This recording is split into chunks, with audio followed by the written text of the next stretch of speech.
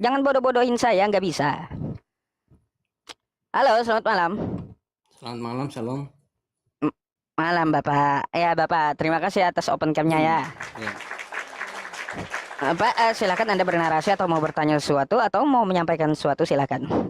ya, tadi itu yang dimunculkan di apa tadi? Kisah Rasul ya? Ya, KPR 13 Ya, itu. Iya, disimak baik-baik. Hmm, Disimak baik-baik. Yang gimana? disebut di situ nabi dan pengajar itu hanya berapa orang. 5 yang disebut. Kalau Saulus dengan yang satunya itu diasuh begitu, diasuh oleh. Coba dibaca Bapak, dibuka tadi. Oh, ya udah saya bukakan, Bapak yang baca ya. Iya. Oke, bentar.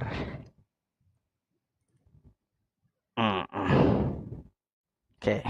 Ini Pak, Bapak yang baca ya. Hmm. Jangan saya yang baca, nanti dikira asumsi pula. Iya. Ah, itu KPR dia. Itu yang 13 paling di bawah nomor itu. ini satu ya. Ya.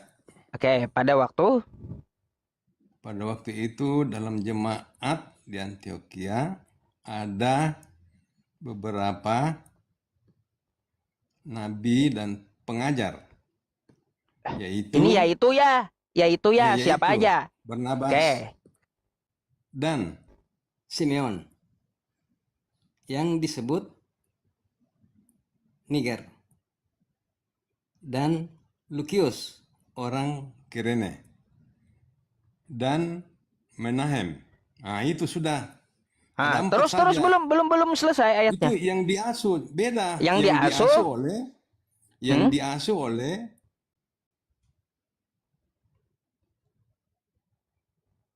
bersama dengan raja wilayah Herodes. Itu Nah, diasuh koma mereka. dan Diasuh oleh Saulus, bukan dia siapa? nabi. Oh, diasuh oleh Saulus. oleh Saulus. Itu pengertiannya begitu. Pak, gini Pak ya, Jadi- kita cara bentar saya tanggapi Iya, dulu cara baca makanya, Anda. baca. Anda nggak paham koma rupanya gitu loh. Tidak. Ya. Bentar Beda, Bapak, saya beda. bacakan untuk Anda ya. Nah, Pada waktu itu dalam jemaat di Antioquia ada beberapa nabi dan pengajar ya. Siapa aja? Yaitu 1. Barnabas dan Simeon yang disebut Niger. Ya, 2 orang udah disebutin. Dan ini kata sambung ya, dan ini ya Lukius orang Kirene dan Menahem yang diasuh bersama dengan raja wilayah Herodes, koma, dan Saulus. Ada 5 orang yang disebutin. Bapak, mic-nya Bapak.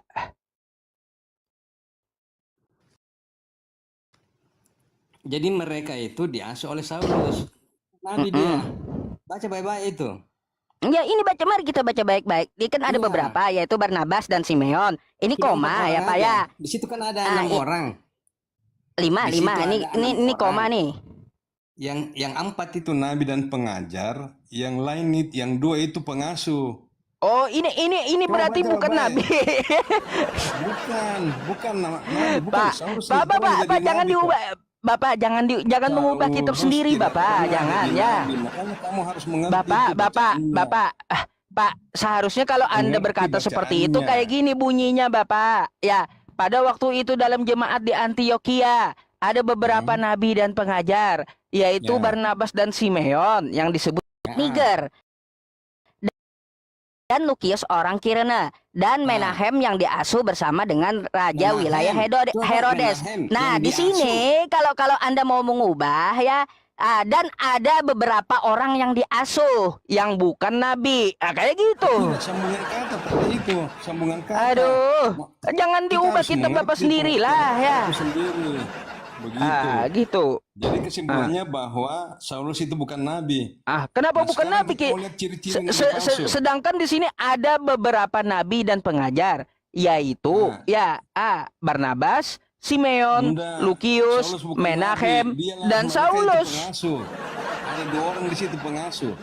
Enggak, Pak, di sini Paulus bukan pengasuh dan Saulus. Tidak, itu disebut, yang Bang. diasuh, Ada yang dan diasuh Paulus. ini Menahem yang diasuh bersama dengan raja wilayah Herodes adalah Menahem, bukan Saulus, bukan. Dan Saulus. Nah, itu Iya, ini pengasuh 2 orang itu. koma dan Saulus. Nah, sekarang kita buka buka Matius 7 dulu. Matius 7, ciri-ciri Nomor. nabi palsu. Baik. Matius 7, Ya. nomor berapa, Pak? 15. Matius 7.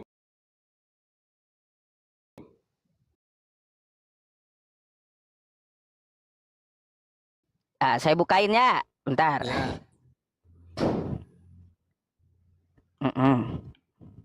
Nomor berapa semua ya? Saya bukain. Matius 7 Nomor berapa, ayat, Bapak? ayat bukan nomor, ayat 15. Oh, dari mana ada ayat di kitab Anda? Iyalah, kan namanya ayat. Namanya firman itu pakai ayat. Matius 7 Oh, ayat. Itu 15. kosakata ayat dapat di mana, Bapak? Hah? Kalau nomor itu kayak undian begitu ya. Tapi kalau firman mengacu kepada firman itu pakai ayat. Oh, ayat. Jadi bisa Ya. kita bilang Kita baca ya. kitab Kita baca, kitab coba. Hindu Buddha itu Coba ayat juga Matius gitu. 7. Matius 7 coba sudah. Ini udah. Nah, ayat 15 saya bacakan ya. Sampai Nah, terus baca. terusnya. Waspadalah terhadap nabi-nabi palsu yang datang kepadamu dengan menyamar seperti domba. Tapi sesungguhnya mereka adalah serigala yang buas. Oh? Betul. Terus. Nah, dari buahnya lah kamu akan mengenal mereka. Dapatkah orang memetik buah anggur dari semak duri atau buah ara dari rumput duri? Terus. Demikianlah setiap pohon yang baik menghasilkan buah yang baik. Sedangkan pohon tidak baik menghasilkan buah tidak baik. Gitu. Tidak mungkin pohon yang baik itu menghasilkan buah yang tidak baik. Ataupun pohon yang tidak baik menghasilkan buah yang baik. Terus Setiap Bapak. setiap pohon yang tidak menghasilkan buah yang baik pasti ditebang dan dibuang ke dalam api. Oke. Jadi dari buahnya lah kamu akan melihat mereka. Mungkin sampai di situ aja mungkin. Karena yang Jangan dibawa ini sampai selesai, Bapak. Kenapa di stop? Oh, bukan. Lanjutkan selesai. Setiap orang yang berseru kepadaku Tuhan akan masuk ke dalam kerajaan surga, melainkan dia yang melakukan kehendak Bapakku yang di surga. Terus. Pada hari terakhir banyak orang akan berseru kepadaku, Tuhan. Ini kan Yesus yang berkata ya. Iya. Bukankah kami bernubuat demi namamu? Mengusir setan dan mengadakan banyak mujizat demi namamu juga. Pada waktu itulah aku akan berterus terang kepada mereka dan berkata, aku tidak pernah mengenal kamu. Enyahlah daripadaku. Kamu sekalian pembuat kejahatan, kata Yesus ya. Ciri nabi palsu. Oke, berarti Bapak berarti ciri nabi palsu ini memanggil Yesus itu Tuhan kan? Bukan. Sedangkan Saulus itu kan dulunya orangnya penjahat. Bapak bentar, coba kita pahami dulu yang Anda baca satu perikop. Ya, bukan setiap orang yang berseru kepadaku Tuhan, Tuhan. Berarti nabi palsu itu menyebut Yesus itu Tuhan, betul? Bukan. Baca Nah, kayak gimana lagi? Pada hari terakhir. Ya kan? Bukan yang sekarang ini berlangsung pada hari terakhir. Banyak orang akan berseru kepadaku, Tuhan, Tuhan, begitu. Pada hari terakhir ini, ingat itu. Siapa yang memanggil Yesus Tuhan, Bapak? Ya orang Muslim lah, Muslim. Siapa? Muslim gak ada memanggil Yesus Tuhan, Bapak. Sekarang, tapi pada hari terakhir maksudnya ini.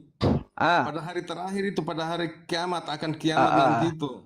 Iya, yang saya mau tanya, yang memanggil Yesus itu Tuhan siapa, Pak? Kalian pada hari terakhir. Ya elah, ngapain? Kalau kami sekarang kan memanggil Tuhan. Sekarang ini. Siapa? Islam atau Kristen yang memanggil Tuhan? Tetapi yang dimaksud dengan ayat ini pada hari terakhir. Pada hari terakhir banyak yang berseru kepadaku Tuhan, Tuhan, kan kata dia. Kalianlah nanti itu karena sudah jelas mengakui bahwa Yesus akan Tuhan begitu. Baik. Gini Pak, artinya kayak gini ayat ini ya. Ini kan kata Anda pada hari terakhir. Artinya nabi palsu itu ya Pak ya. Satu cirinya dia memanggil Yesus Tuhan ya. Oke? Maksudnya gimana kamu itu? Lah, ciri nabi palsu yang disebutkan Yesus di sini artinya memanggil Yesus itu Tuhan, betul? Iya, pada hari terakhir. Iya, baik. Dia kan bukan pengikut Yesus. Iya. Terus apa lagi yang mau Anda sampaikan? Nanti saya bantah ya. Ya, jadi Yesus bilang dari pohonnya kamu lihat itu nabi palsu atau bukan, dari buahnya gitu loh, dari buahnya. Nah, jadi kalau perbuatannya bagaimana, ya begitu, itulah nabi palsu. Nah, sedangkan Rasul Paulus dia memberitakan kabar baik. Dia adalah memberitakan murid kabar Yesus. baik. Iya, Rasul Paulus Terus? begitu. Karena Rasul Paulus bilang, bagiku hidup adalah Kristus dan mati adalah keuntungan. Baik, Nah, itu. baik. Jangan kemana-mana dulu Pak, kita bahas nabi palsu ya. Jadi kayak gini Pak, ciri-ciri. Ya, makanya satu ciri-ciri yang dimaksud oleh Yesus artinya dia memanggil di hari terakhir dengan sebutan Tuhan, oke? Itu bagian terakhir. Dilihat Ya, dari iya. Pohon itu dilihat dari buahnya, dia bilang Yesus. Berarti nabi palsu ini menyebut Yesus itu Tuhan kan? Bukan begitu. Nah, bukan. Yang nabi palsu itu dilihat dari buahnya. Begitu. Ini kan dijelaskan sampai terakhir. Katanya nabi palsu berseru kepadaku Tuhan. Sekarang siapa yang dimaksud dengan Yesus itu? Bahwa buah, dilihat dari buahnya, siapa yang dimaksud? Oke. Bapak, mari coba kita lihat ciri-ciri lain yang dikatakan Yesus, Bapak, ya. Matius 24 nomor 26. Ya. Di sini dikatakan Yesus ya, Bapak ya. Matius 26. Ya, 24. Coba Anda buka. Saya bukakan aja satu sekop buat Bapak ya. Tunggu. Jadi gini Pak, di sini siksaan berat ya, siksaan berat, Mesias palsu, ya oke? Matius 24 ayat dari 15 nih. Dari 15. Ayat 15. Sampai terakhir ya. Oke. Sampai 27 dia, oke?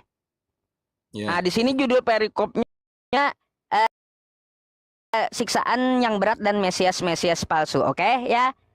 Jadi apabila kamu melihat pembinasa keji berdiri di tempat kudus, menurut firman yang disampaikan oleh Nabi Daniel, para pembaca hendaklah memperhatikannya. Maka orang-orang yang di Yudea harus melarikan diri ke pegunungan. Orang-orang yang sedang diperangi dan di atas rumah, janganlah ia turun mengambil barang-barang dari rumahnya. Dan orang yang sedang di ladang, janganlah kembali mengambil pakaiannya. Celakalah ibu-ibu yang sedang hamil atau yang menyusui pada masa itu. Berdoalah supaya waktu kamu melarikan diri jangan jatuh pada musim dingin dan jangan pada hari Sabat. Sebab pada masa itu, kata Yesus, akan terjadi siksaan yang dahsyat seperti yang belum pernah terjadi sejak awal dunia sampai sekarang dan tidak akan terjadi lagi. Dan sekiranya waktu yang tidak dipersingkat, maka dari segala yang hidup tidak akan ada yang selamat. Akan tetapi oleh karena orang-orang pilihan, waktu itu akan dipersingkat. Ya, waktunya singkat dari zaman Yesus, oke? Nah, pada waktu itu kata Yesus, jika orang berkata kepada kamu, lihat Mesias ada di sini, atau Mesias ada di sana, jangan kamu percaya, kata Yesus. Sebab apa? Sebab Mesias palsu dan nabi-nabi, ya, nabi-nabi palsu akan muncul dan mereka akan mengadakan tanda-tanda yang dahsyat dan mukjizat sehingga sekiranya mungkin mereka menyesatkan orang-orang pilihan juga. Jadi ya, di sini disebutkan Yesus, Mesias dan nabi-nabi palsu. Camkanlah, kata Yesus, aku sudah mengatakannya terlebih dahulu kepadamu. Jadi apabila orang yang berkata kepadamu, lihat, ia ada di padang gurun. Satu cirinya di padang gurun. Janganlah kamu pergi ke situ. Atau, lihat, ia ada di dalam bilik. Dua, ya cirinya kata Yesus. Janganlah kamu percaya. Sebab sama seperti kilat memancar dari sebelah timur. Lalu, di sini ada 3 ciri yang disebutkan Yesus. Di padang gurun, dia di dalam bilik. Dan dia melihat Mesias, ngaku ketemu Mesias. Seperti kilat memancar dari sebelah timur dan melontarkan cahayanya sampai ke barat. Demikian pula lah kedatangan anak manusia. Apa ini? Kedatangan anak manusia. Ya. Jadi seperti itu Bapak. Ya. Ciri-cirinya jadi yang diperingatkan Yesus, ciri-cirinya ini dia di padang gurun, ia ada dalam bilik dan melihat Yesus seperti kilat. Siapa kira-kira, Pak? Iya, pengajar sesat itu. Pengajar sesat ini ya. Dia ngaku ketemu Mesias, ketemu Yesus ya. Terus dia di tengah gurun, di padang gurun, dan melihat seperti kilat memancar dari sebelah timur ya.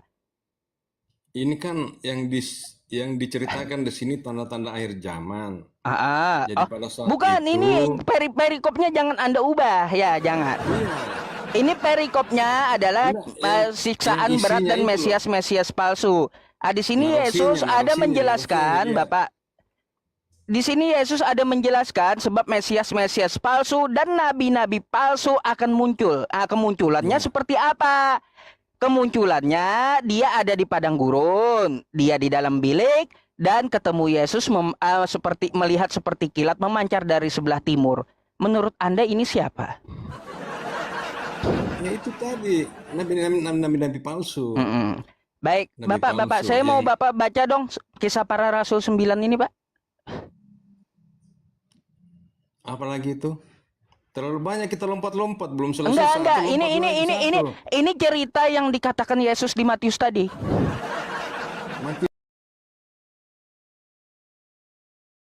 Setuju, tadi kan sudah kelihatan dari Enggak, buahnya. ini Matius 24, Bapak bentar. Ini adalah cerita Matius 24, ciri-ciri nabi palsu yang dikatakan Yesus tadi. Coba dibaca. Matius 24 sudah kan dibaca tadi. Ciri-cirinya di padang gurun, dia mengaku ketemu Mesias. Ya, mengaku ketemu Mesias dan melihat Mesias itu seperti kilat, oke? Baik, coba kita baca, Bapak. Ya, sementara ini judulnya Saulus bertobat ya. Sementara itu, berkobar-kobar hati Saulus untuk mengancam dan membunuh murid-murid Tuhan. Ia menghadap imam besar dan meminta surat kuasa daripadanya untuk dibawa kepada majelis-majelis Yahudi di Damsyik, supaya ia menemukan laki-laki atau perempuan yang mengikuti jalan Tuhan. Ini ya, ia menangkap mereka dan membawa mereka ke Yerusalem. Ya, dalam perjalanannya ke Damsyik. Damsyik ini padang hutan atau padang gurun, Mbak? Ya, padang gurun. Ya, padang gurun. Baik. Ya. Ketika ia sudah di dekat kota itu, tiba-tiba cahaya memancar dari langit. Ciri kata Yesus tadi kan melihat seperti kilat memancar. Ya. Betul. Dari langit mengelilingi dia. Ia rebah ke tanah dan kedengaranlah olehnya suatu suara yang berkata kepadanya, "Saulus, Saulus, mengapa engkau menganiaya aku?" Jawab Saulus, "Siapakah engkau Tuhan?" Kocak juga ini pertanyaan. Udah tahu dia Tuhan masih nanya juga siapa engkau. Kan dia kayak gitu. Mengenal. Dia kan dia tidak, karena ini kan kayak kilat. Begitu. Oke. Terus di sini dijawab kilat itu, "Akulah Yesus yang kau aniaya itu." Ya, betul. Tetapi bangunlah dan pergilah ke dalam kota, di sana akan dikatakan kepadamu apa yang harus kau perbuat. Damsyik padang gurun. Terus di sini Paulus melihat Yesus seperti kilat. Padahal kata Yesus, camkanlah akan muncul nabi palsu, ngaku ketemu Mesias di padang gurun seperti lihat kilat. Maka termangu-mangulah teman seperjalanannya karena mereka memang mendengar suara itu, tetapi tidak melihat seorang pun juga. Oke? Ya, ada saksinya. Ada saksinya kan Paulus ketemu Yesus berbentuk seperti kilat. Ya. Oke. Ada saksi. Tadi apa yang dikatakan? Apa yang dikatakan Yesus tadi, Pak? Makanya banyak orang sekarang di camkanlah sekarang kata Yesus. Ini Pak, ingat lagi kata Yesus. Camkanlah, aku sudah mengatakannya terlebih dahulu kepadamu. Jadi apabila orang berkata kepada, lihat ia ada di padang gurun. Ya. Jangan percaya kata Yesus dengan orang itu nabi palsu. Nabi palsu. Berbagai cara sekarang ini orang bisa bertemu Yesus. Makanya banyak yang murtad. Banyak yang murtad, dia bertemu dalam mimpi, dia bertemu di dalam apa saja. Itulah Yesus, bisa bertemu, bisa bersama-sama dengan manusia begitu. Dia bisa menyatakan dirinya. Nah, selagi manusia itu menyerahkan Pak, kalau dirinya saya bilang, kepada Tuhan. Kalau saya bilang itu bukan Yesus tapi setan, gimana itu, Pak? Nggak bisa, karena Loh, kalau setan itu kan tidak akan seperti kilat. Nggak ada. Nggak ada. Pak, Hanya menurut kan kitab Anda, Yesus itu turun berapa kali, Bapak? Bentar, saya mau tanya, sepengetahuan Anda, Yesus itu turun berapa kali Yesus dia? itu turunnya berkali-kali. Turunnya berkali-kali sesuai dengan apa Dari yang dia mana itu, inginkan. Bapak? Begitu.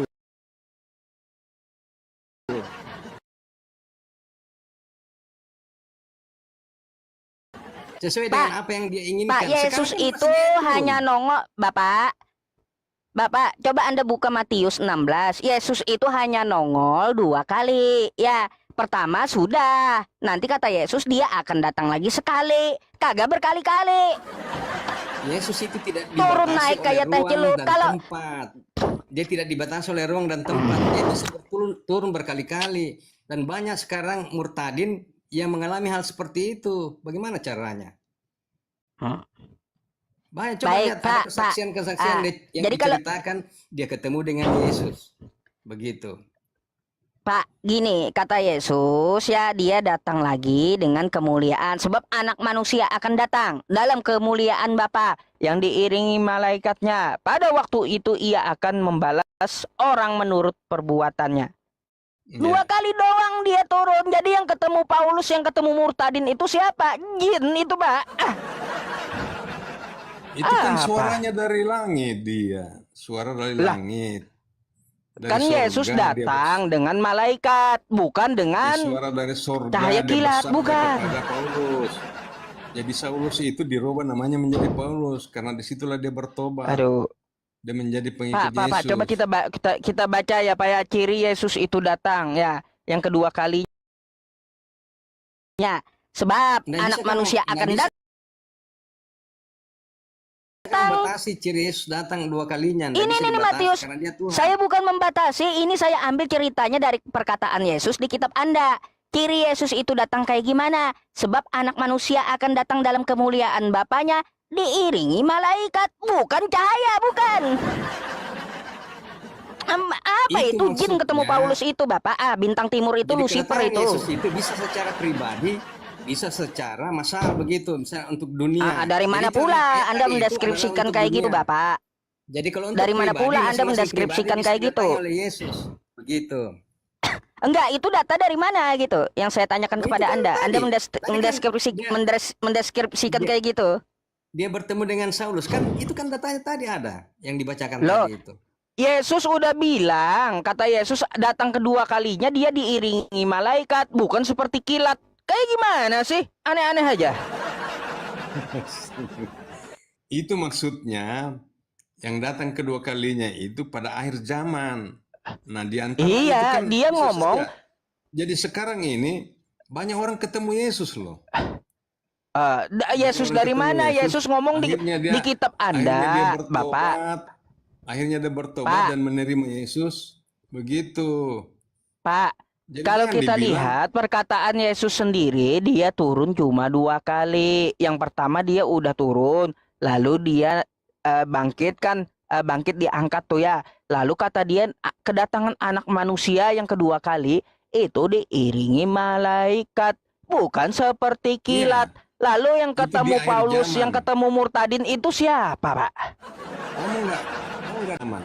Itu pada saat akhir zaman. Iya, akhir zaman. Dia kan udah bilang turun cuma 2 kali, bukan berkali-kali. Gimana sih? Berkali-kali kan dia Tuhan.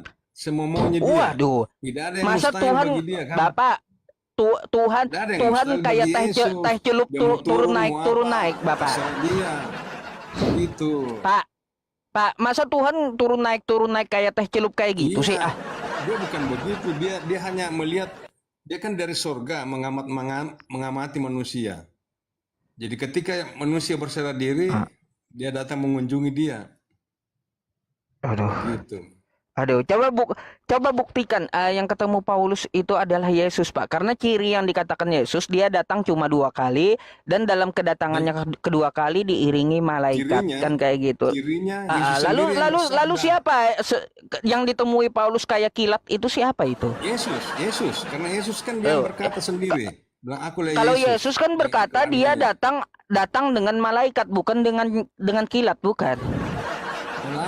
Itu lain, itu pada akhir zaman. Nah, kayak gimana pula Bapak ini? Nah, Kacau kali ini kitab ya kalau kayak gitu, beda. Pak. Ya, buktinya kan ini kesaksian.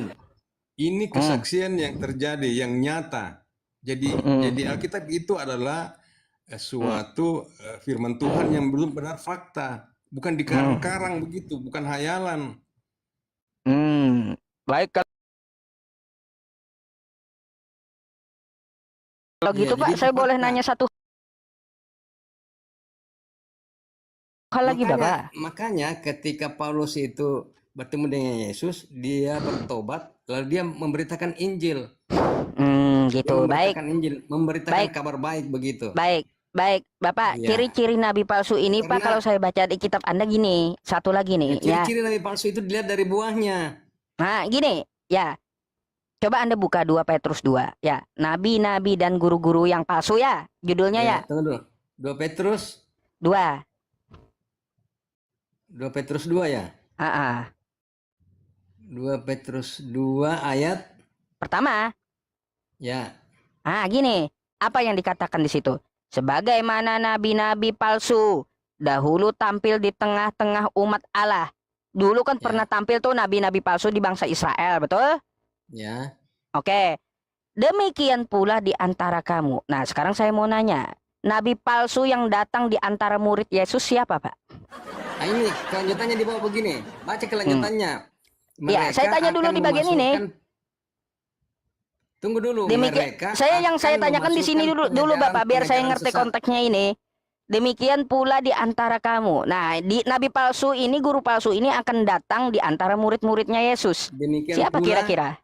Demikian pula di antara kamu akan ada guru-guru palsu di antara mereka maksudnya. Iya, Nah, demikian di sini- pula di antara kamu akan ada guru-guru palsu, kata Petrus. Ini yang datang guru palsu ini, ya, nabi palsu dan guru palsu ini di antara kamu, kata Petrus, di antara murid-muridnya Yesus, itu siapa kira-kira? Itu keterangannya di bawah. Mereka akan memasukkan pengajaran-pengajaran sesat yang membinasakan. Itu. Betul. Bahkan mereka akan menyangkal penguasa yang telah menebus mereka. Dan dengan jalan demikian segera mendatangkan kebinasaan atas diri mereka.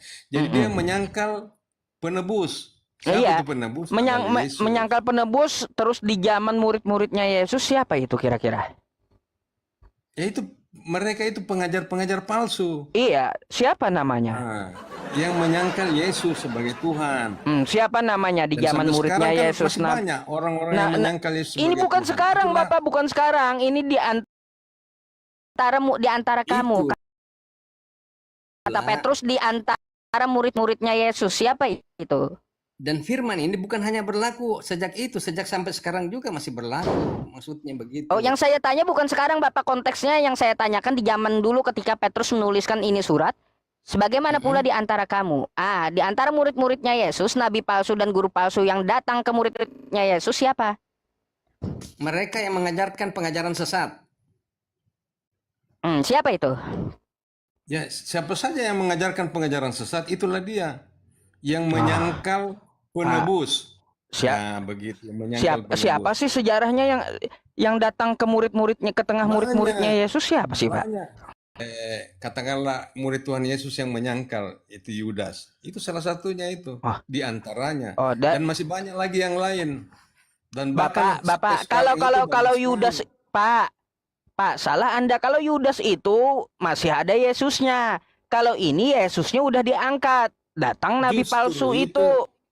Kayak gimana? Justru itu maksudnya orang-orang yang menyangkal ajaran Yesus itulah pengajar sesat. Begitu maksudnya. Kan jelas di sini dikatakan. Itu siapa kira-kira, Bapak? Mereka akan memasukkan pengajaran-pengajaran sesat yang membinasakan. Sementara firman Tuhan itu, sementara Injil itu ada disebut sebagai kabar baik. Kabar untuk keselamatan. Nanti dulu ke Injil. Yang saya tanyakan satu hal aja. Siapa muridnya Yesus yang mengajarkan ajaran sesat selain yang diajarkan oleh Yesus? Itu siapa, Pak? Orang-orang yang mengajarkan ajaran sesat tidak disampaikan. Siapa yang datang ke tengah muridnya Yesus siapa? Tidak ada dibilang siapa. Kan di sini dibilang mereka. Iya Mereka makanya dari akan mereka itu memasukkan kan artinya banyak. Salah pengajaran-pengajaran satunya aja dah saya minta kalau kayak gitu. mereka. Oh, mereka itu banyak. Mereka Siapa itu banyak. aja? Siapa aja? Tidak disebutkan. Waduh, main tuduh-tuduh aja kitab Anda ini. Ah, Ya, kamu kan yang menuduh Paulus di situ, dibilang Paulus nabi palsu. gini, Tidak kalau benar kalau saya itu. kalau saya arahkan ke Paulus, Paulus di zaman Tidak benar. murid-muridnya Yesus Karena atau bukan? karena Paulus itu mengajarkan tentang Kristus. Begitu. Salah, Dia Pak. punya murid. Gini, Dia baik, punya saya tanggapi murid. dulu. Dari data-data yang saya baca, data-data yang saya tampilkan kepada Anda, satu kata kata Yesus, hati-hati dengan orang Farisi. Paulus, orang Farisi. Ya, ini saya jabarkan aja sama Anda gitu dan Anda bisa ini, ya, bisa apa ya? Bisa Anda terserah jangan Anda mau nggak usah memberikan data atau nggak apa usah gitu arahnya ke nanti dengan situ. saya silakan Anda bantah gitu nanti ya. Jadi kata Yesus, hati-hati dengan ragi orang Farisi. Paulus, orang Farisi. Kata Yesus di Matius 24 tadi, ya, ciri-ciri nabi palsu, dia ketemu di padang gurun, terus mengaku ketemu Mesias dan melihatnya seperti kilat. Itu ciri-cirinya. Habis itu ciri-cirinya memanggil Tuhan kepada Yesus, ya. Dan sesuai dengan Petrus, ya, apa yang dikatakan Petrus? Nabi palsu dan guru palsu itu datang ke tengah murid-muridnya Yesus. Kira-kira dari 5 ciri ini aja,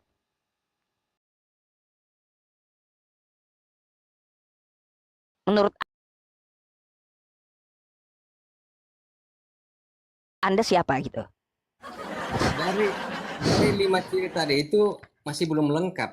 Nah, belum lengkap. Apa? Silahkan Salah dilengkapi. satunya diantaranya ciri-ciri nabi palsu itu dilihat dari buahnya.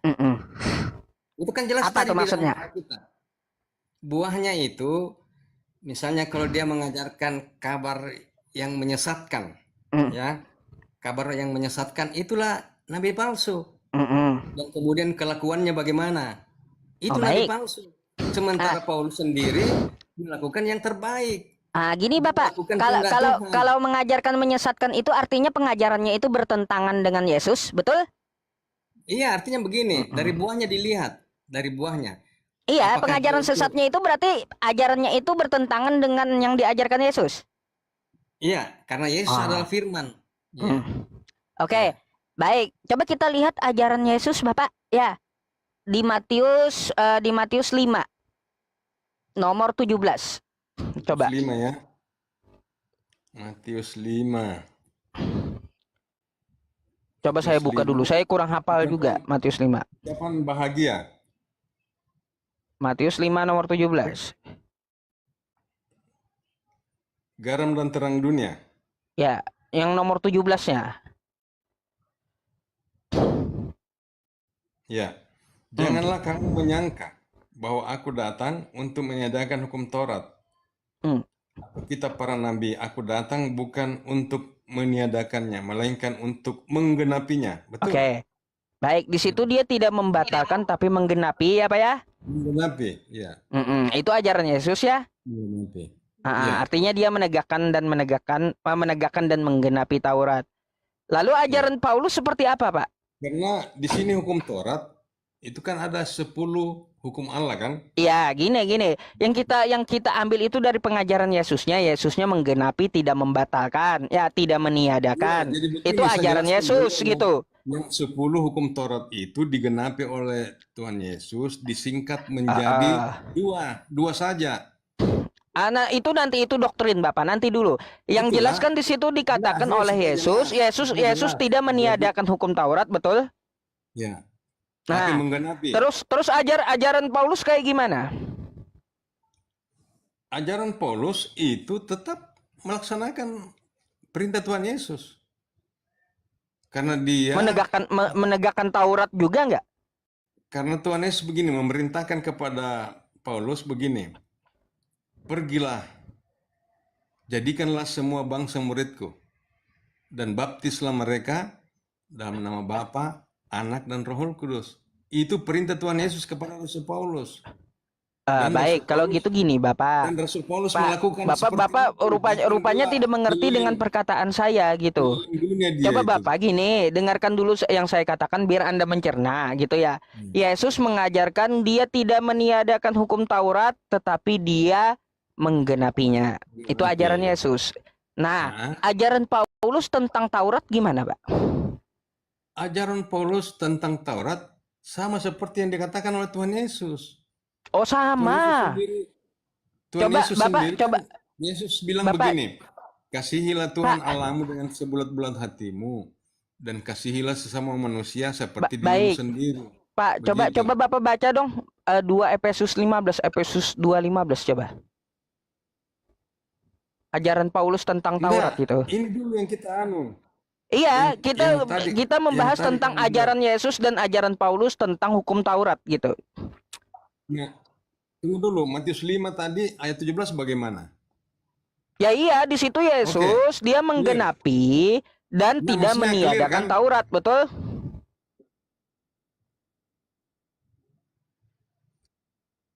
Betul nggak, Pak? Maksudnya Matius 5 ayat 17 ini clear nggak? Nah, gini, oke, nih Atau biar masih biar ragu? biar Bapak paham lagi ya. Yang saya maksud gini ya. Bukan. Tadi kan kamu Matius yang 5. tunjukkan Matius 5 ayat 17. Nih. Ya. Matius 5 nomor 17. Janganlah Iya. kamu menyangka, kata Yesus, bahwa aku datang untuk meniadakan Ya. hukum Taurat atau kitab para nabi. Aku datang bukan untuk meniadakannya, melainkan untuk menggenapinya. Ini ajaran Yesus ya.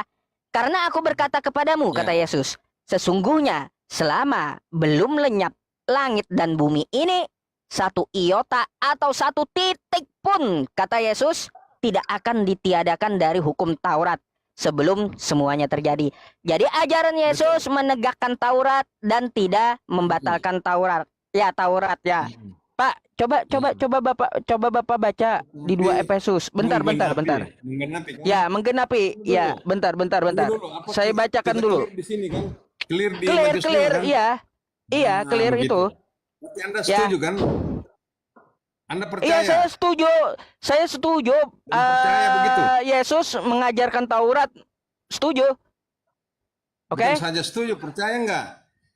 Oh iya, saya percaya Yesus tidak membatalkan hukum Taurat. Percaya saya. Iya, Oke. percaya kan? Oke, sekarang ajaran Paulus, Pak. Mari kita lihat Efesus 2 nomor 15. Efesus 2 nomor 15. 2 ayat 15. Karena kami Sebab- bilang ayat bukan nomor. Ya, sebab Tunggu dulu. tunggu dulu. Judulnya kamu Ya. lihat dulu. judulnya saya buka aja satu perikop kalau Ya. kayak gitu. Dipersatukan di dalam Kristus. Ya, betul. Dipersatukan di dalam Kristus. Semuanya Jangan kan. langsung ke sasarannya. Kita lihat dulu ayat awalnya. Oh iya, Karena saya itu- udah baca ini. Ingat. Permasalahannya tidak ada di 11 sampai 14, nggak ada. Itulah karena Masalah itu Taurat. ingatlah bahwa dahulu kamu sebagai orang-orang bukan Yahudi. Nah, menurut daging yang disebut orang-orang tak bersunat dan mereka menamakan dirinya sunat. Yaitu Terus? sunat lahiriah yang dikerjakan oleh tangan manusia. Sunat rohani itu, Pak. Bahwa waktu itu kamu tanpa Kristus tidak termasuk kewarganegaraan Israel dan tidak mendapat bagian dalam ketentuan-ketentuan yang dijanjikan tanpa pengharapan dan tanpa Allah di dalam dunia. Begitu. Jadi Terus? maksudnya Allah dalam Lagi, dunia ini. lanjut. Tetapi sekarang di dalam Kristus Yesus, kamu yang dahulu jauh sudah menjadi dekat oleh darah Kristus. Itu ajaran Lanjut. ajaran Paulus. Iya, terus. Nah, artinya dia menyaksikan tentang Yesus. Ya, lanjut. Yesus adalah Tuhan. Karena dialah damai sejahtera kita yang telah mempersatukan kedua pihak dan yang telah merubuhkan tembok pemisah, yaitu perseteruan. Jadi tadinya ada perseteruan, diruntuhkan oleh Yesus, dan itu yang disiarkan oleh Rasul Paulus. Lalu apalagi ajaran Paulus? Lanjut. Sebab dengan matinya Sebagai manusia ia telah membatalkan hukum Taurat Nah, dengan segala perintah dan ketentuan untuk siapa yang batalin siapa, Pak? Siapa yang batalin? menjadi satu manusia Ah, baru di dalamnya, ah, dan dengan itu mengadakan damai sejahtera. ah. Dan untuk Telah mendamaikan membatalkan. keduanya, Siapa yang batalin ini, Pak? Siapa yang batalin? Ajaran yang batalin siapa? sebab dengan matinya Ah, sebagai manusia, ah, ah. ia telah membatalkan hukum Taurat dengan Nah, segala siapa itu? ketentuannya untuk mencipta. Ini disambung ini anunya. Iya, kalimatnya. disambung dengan segala Untuk perintah menciptakan dan keduanya ketentuannya, menjadi satu oke? manusia baru di dalam dirinya.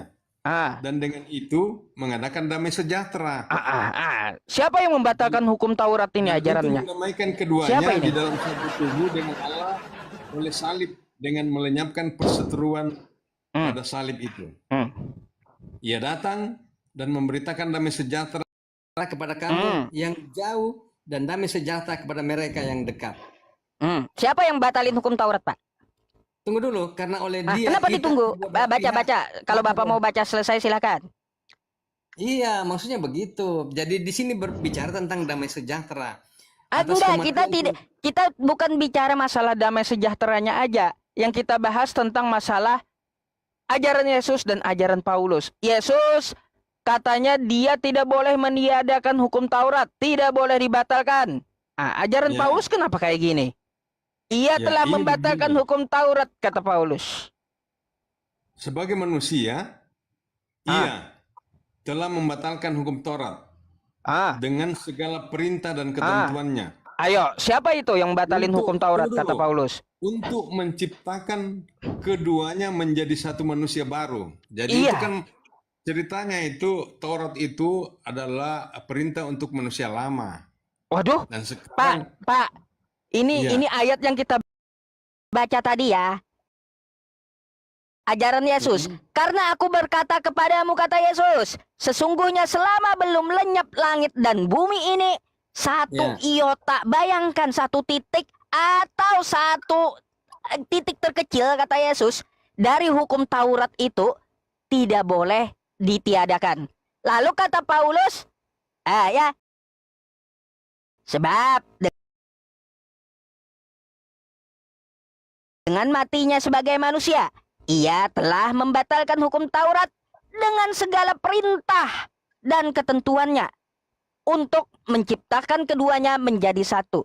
Kenapa ajaran Paulus malah membatalkan Taurat? Kenapa? Ya, sesuai dengan judul perikopnya tadi itu, dipersatukan di dalam Kristus, begitu. Jadi, gini, di sini, artinya gini, Bapak. Apakah sama Ya. ajaran Paulus dengan ajaran Yesus? sama. Di mana samanya? Karena Rasul Paulus itu memberitakan tentang Yesus. Gini, Yesus itu adalah firman yang hidup. Gini Bapak, ajaran Yesus, hukum Taurat tidak boleh dihapuskan satu titik pun. Ajaran Paulus malah membatalkan seluruh hukum dan perintah serta ketentuan Taurat. Sama atau Begini. beda ini? Ajaran Yesus itu dia kan menggenapi hukum Taurat, Iya. menyempurnakan hukum Taurat. Jadi begini, yang tadinya ada 10 hukum menjadi kasihilah Tuhan Allahmu dengan sebelat-belat hatimu dan kasihilah sesama manusia seperti dirimu sendiri. Itu sudah yang diikuti oleh Tuhan Yesus. Bentar, itu memang poinnya saya tahu, nggak usah dipelintir ke situ. Yang kita tanyakan ajaran Yesus dengan ajaran Paulus. Ajaran Yesus dia menggenapi, tidak membatalkan, terus tidak boleh dihapuskan dari hukum Taurat. Lalu tiba-tiba kenapa ajaran Paulus malah bertentangan, Bapak? Ia telah membatalkan begini, hukum Taurat dengan segala perintah. Jadi begini, tafsirnya begini ya. Ditafsir pula? Bukan. Begini yang dimaksud dengan Rasul Paulus itu, bahwa kan sudah ada tadi yang disampaikan oleh Tuhan Yesus tentang hukum kasih. Ya. Hukum kasih itu adalah hukum daripada hukum Taurat juga yang disimpulkan oleh Tuhan Yesus. Jadi Rasul Paulus di sini tidak lagi perlu melihat ke hukum Taurat, tapi dengan melihat hukum kasih begitu. Artinya udah bertentangan dengan ajaran Yesus, Pak, itu. Tidak, karena dengan hukum kasih itu sudah ada di dalamnya hukum Taurat. Begitu maksudnya. Begitu. Enggak, kalau hukum kasih itu kan di dalam Taurat, maka dia akan menegakkan dengan kasihnya hukum-hukum yang tertera dan ketentuan di Taurat. Itu namanya kasih. Tiba-tiba ada yang ngajarin, malah ajaran kasih itu membatalkan Taurat. Nggak ada kayak gitu, nggak ada. Itu kan istilahnya Rasul Paulus supaya yang diajarkan itu tidak bertele-tele 10 hukum, mendingan yang diajarkan Tuhan Yesus, begitu maksudnya. Karena yang diajarkan Tuhan Yesus itu sudah ada di dalamnya hukum Taurat. Kira-kira makanya kan kita tadi Bapak udah kita sepakati ajaran yang menyesatkan itu ajaran yang bertentangan dengan ajaran Yesus, kan kita sepakat, oke? Iya. Sementara Rasul Paulus di sini mengikuti ajaran Yesus, yaitu dia hanya melihat ajarannya Yesus, bukan lagi melihat ke hukum Taurat. Oh Bapak, karena yang diajar, Pak Paulus tidak pakai Taurat dia Bapak, tidak pakai Taurat. Yang diajarkan Tuhan Yesus itu tadi, itu meringkaskan hukum Taurat menjadi hukum kasih. Dan semuanya ada di dalamnya itu. Jadi 10 hukum Taurat tadi itu semua ada tercakup di dalam kasih yang dinyatakan oleh Tuhan Yesus, dan itu yang dipegang oleh Rasul Paulus. Jadi tidak perlu lagi kita melihat hukum Taurat, begitu maksudnya, dirincikan kasihilah begini, janganlah begini. Kalau kamu sudah melaksanakan hukum kasih, itu sudah melaksanakan hukum Taurat, begitu maksudnya. Baik, itu satu ya buat Bapak. Ya. Itu terserah Bapak ya. Bagi saya, ya kalau Bapak menjawab kepada saya seperti itu, saya juga tidak membantah karena kitab Anda dan orang yang menilai kan kayak gitu. Cuma bagi saya itu adalah pengajaran yang bertentangan gitu. Ya, yang sesuai kita sepakati. Itu yang saya ceritakan tadi. Pak, namanya dibatalkan oleh Paulus, artinya udah bertentangan dengan Yesus, nggak masuk akal udah Pak penjelasan Anda. Nggak masuk akal. Kalau namanya kasih ya Bapak, bentar saya tanggapi. Yang namanya kalaunya disimpulkan dengan kasih, maka dalam kasihnya dia akan menegakkan hukum-hukum Taurat. Tidak berzina, tidak mencuri, tidak menyembah Tuhan yang jadi manusia. Kayak gitu. Jadi bukan membatalkan. Hukum kasih yang dimaksud oleh Tuhan Yesus tadi itu mengasihi Allah dengan mengasihi sesama, itu sudah tercantum di dalamnya 10 hukum Taurat itu. Begitu. Jadi kalau kita sudah melaksanakan hukum kasih, itu otomatis melaksanakan 10 hukum Taurat. Nah, sekarang Paulus mengajarkan kepada jemaat-jemaat, daripada kamu pusing-pusing 10 hukum Taurat, ikuti saja ajaran Tuhan Yesus, begitu. Daripada pusing-pusing aja mikirin 10 hukum Taurat, ikuti aja ajaran Yesus. Sedangkan ajaran Yesus jangan dibatalkan Tauratnya, Bapak. Ruwet kan jadinya. Begitu, mempermudah. Yang penting mengasihi Allah dan mengasihi sesama, sudah.